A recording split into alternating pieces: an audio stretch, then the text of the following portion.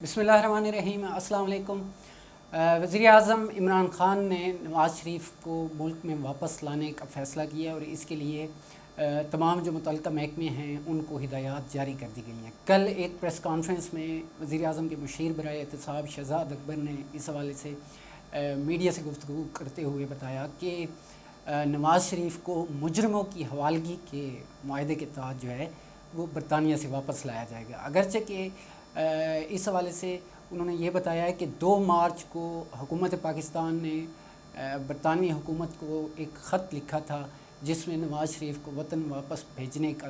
मुतालबा किया गया था। ताहम इस हवाले से अब नैब को ये हिदायत जारी की गई हैं कि वो नैब जो है मुजरमों की हवालगी के मुआहदे के तहत बरतानवी हुकूमत को ख़त लिखेगा कि नवाज़ शरीफ जो है उसको वापस भेजा जाए, चूँकि उन्हें 2 मुकदमात में वो मुजरम करार पा चुके हैं। अलबत्ता इसके साथ साथ वफाकी वज़ीर बराए साइंस और टेक्नोलॉजी फवाद चौधरी ने कल मीडिया ट्रेनिंग में सहाफ़ियों से जो एक मीडिया ट्रेनिंग थी उसमें बात करते हुए ये कहा कि ऐसे तमाम लोग जिन्होंने सहूलतकारी की है नवाज़ शरीफ को बाहर भिजवाने में उनके ख़िलाफ़ भी कार्रवाई होगी और इस हवाले से भी जो फ़ाइलें हैं वो तैयार होना शुरू हो गई हैं, जिसमें ज़ाहिर सी बात है कि जो सर्विसेज हस्पताल के डॉक्टर्स थे, जो दीगर लोग थे जिन्होंने मेडिकल रिपोर्ट्स पे जो है अपनी माहिराना राय दी। अलबत्ता इस हवाले से इन लोगों ने अभी तक ये नहीं बताया कि चूँकि रोज़ाना की बुनियाद पे सूबाई वज़ीर सेहत डॉक्टर यास्मीन राशिद जो कहती थी कि आज वज़ीर-ए-आज़म साबिक़ वज़ीर-ए-आज़म नवाज़ शरीफ के प्लेटलेट्स की तादाद इतनी हो गई है, आज इतनी हो गई है, तो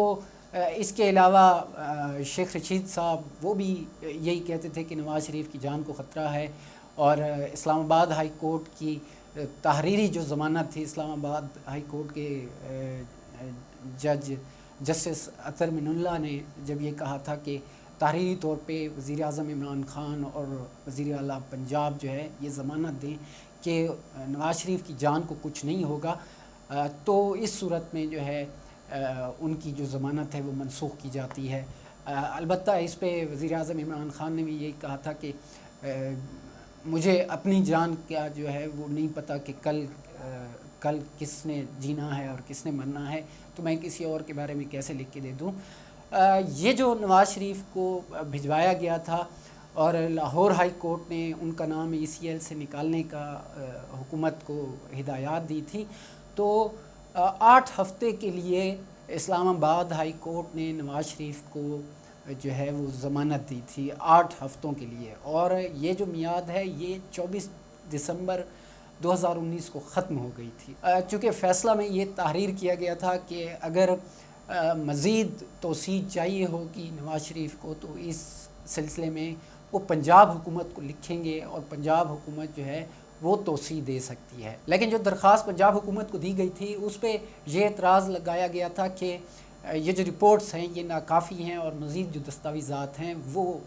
जमा कराई जाएँ, चूँकि उसमें 3-4 मुख्तलिफ़ नुकात पर जो है वो दस्तावेज़ात शामिल थी, तो वो तमाम जो दस्तावेज़ात जो हुकूमत को मतलूब थी वो जमा नहीं कराई गई। बहरहाल बज़ाहिर ये लगता है कि वज़ीर-ए-आज़म जो है जब से हलचल हुई है और मरियम सफ़दर का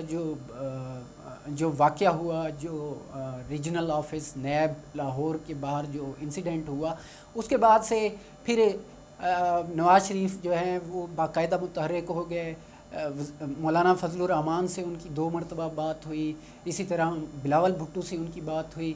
और बज़ाहिर ये लग रहा है कि अभी जो है जो खामोशी थी पिछले चंद माह से वो उस खामोशी को तोड़ चुके हैं और वो भी खुलकर जो है वो सामने अब आ चुके हैं, और अपोजिशन ने जो है वो जो ड्राइविंग सीट है अब अपोजिशन की वो बज़ाहिर शहबाज शरीफ से वापस लेके नवाज़ शरीफ जो है वो ड्राइविंग सीट पे आ चुके हैं, जिसके बदले में अब हमने ये देखा है कि पिछले दिनों एक तस्वीर जो उनकी चहलकदमी करते हुए नवाज़ शरीफ की वो सोशल मीडिया पे उसको जो है वो वायरल किया गया है, और अब हुकूमती वज़रा जो हैं वो भी इस हवाले से काफ़ी उनके लहजे भी काफ़ी सख्त हो चुके हैं। वज़ीर-ए-आज़म इमरान ख़ान भी इस हवाले से कोई ढील देने को तैयार नहीं हैं, लेकिन जहाँ तक ताल्लुक़ इनकी वापसी का है تو اسحاق ڈار کا جو کیس ہے وہ بھی مجرم تھے،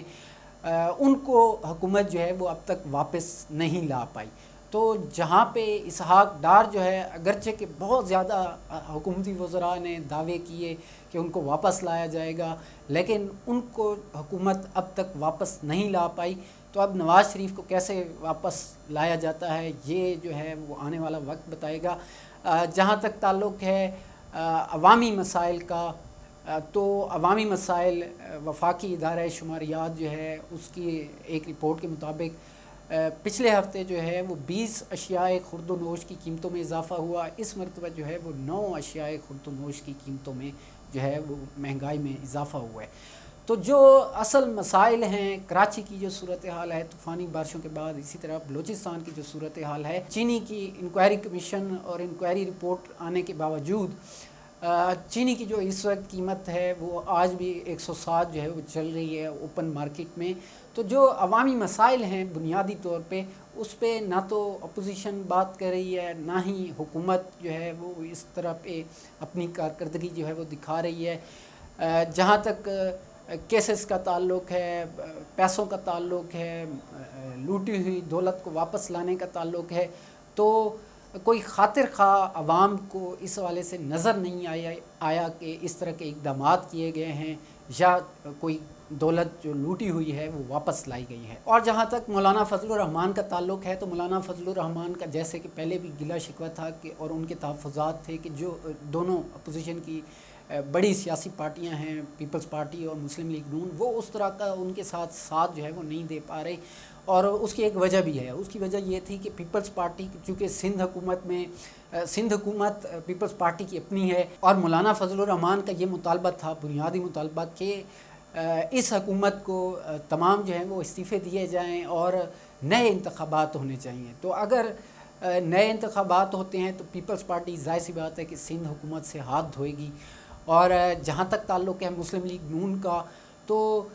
اس معاملے پر تو مسلم لیگ نون متفق ہے مولانا فضل الرحمان سے کہ نئے انتخابات ہونے چاہیے اور اس حکومت کو جو ہے وہ جانا چاہیے۔ لیکن دوسری جانب مولانا فضل الرحمان جب یہ مطالبہ کرتے ہیں کہ کوئی بھی لیجسلیشن ہوتی ہے، پالیسی سازی ہوتی ہے، قانون سازی ہوتی ہے پارلیمنٹ میں، تو حکومت کو کسی طرح کا ووٹ نہیں دیا جانا چاہیے، جہاں پہ مسلم لیگ نون جو ہے وہ پیپلز پارٹی کے ساتھ کھڑی ہو جاتی ہے اور وہ ووٹ دیتے ہیں، جس کا بظاہر جو ہے وہ شکوہ بھی کیا گیا، خصوصاً جب انسداد دہشت گردی ایکٹ کی جو ترامین تھیں فیٹف کے لیے۔ لیکن اب جو ایپیسوڈ چلا ہے تازہ ترین وہ یہ کہ کل نیب کی جانب سے، نیب خیبر پختونخوا کی جانب سے، مولانا فضل الرحمان کے بھائی جو افغان کمشنریٹ میں کمشنر تھے ضیاء الرحمان، ان کو جو ہے 25 اگست کو طلب کیا گیا ہے، اور ان پر الزام یہ عائد کیا گیا ہے نیب خیبر پختونخوا کی جانب سے کہ آمدن سے زائد انہوں نے اثاثے بنائے ہیں، اور جو مختلف بھرتیاں ہوئی تھیں وہ غیر قانونی بھرتیاں تھیں۔ اس کے علاوہ مشینری کی خرید و فروخت پر بھی جو ہے وہ کرپشن کا ان پر الزامات لگائے گئے ہیں۔ بہرحال یہ کس طرف جا کے جو ایپیسوڈ ہے وہ کس طرف جا کے رکتا ہے، لیکن بظاہر یوں لگتا ہے کہ حکومت مولانا فضل الرحمان کو، ان کے بھائیوں کو ایک طرح سے پریشرائز جو ہے وہ کرنا چاہ رہی ہے، چونکہ اس سے قبل جب ان کو ڈی سی کراچی وسطی ضلع لگایا گیا تھا تو وہاں پہ بھی سندھ حکومت اور وفاقی حکومت جو ہے وہ ایک طرح سے آمنے سامنے آ گئی تھی، اگرچہ کہ وفاقی حکومت کی ڈسپوزل پر ہی انہیں سندھ جو ہے وہ تعینات کیا گیا تھا، جس کے بعد 13 اگست کو ضیاء الرحمان کو واپس جو ان کی سروسز ہیں، ان کی خدمات، وہ واپس کی گئی ہیں خیبر پختونخوا حکومت کو۔ تو اب انہیں طلب کیا گیا ہے 11 بجے 25 اگست کو نیب خیبر پختونخوا میں ضیاء الرحمان کو، اور اس کے ساتھ ساتھ جو مولانا فضل الرحمان کے بھائی ہیں مولانا عطا الرحمان، ان پر بھی الزام ہے اور ان کو بھی نیب جو ہے وہ طلب کر رہی ہے۔ تو اب دیکھنا یہ ہے کہ مولانا فضل الرحمان جو ہے وہ اس چیز کا سد باب اور تدارک جو ہے وہ کیسے کرتے ہیں، لیکن بظاہر یہ لگتا ہے کہ نہ تو اپوزیشن کی جماعتیں اور نہ ہی حکومتی جو مشینری ہے یا وفاقی حکومت، وہ کسی طور پہ ایک دوسرے کو کہیں بھی ڈھیل دینے کو تیار نہیں ہے۔ جہاں تک تعلق ہے عوامی مسائل کا، عوامی ایشوز کا، تو اس پہ کوئی بھی دونوں فریقین جو ہیں اس پہ سنجیدہ نہیں ہیں۔ آج تک کے لیے اتنا ہی۔ نصرت گنڈا پور کو اجازت دیجیے، اللہ حافظ۔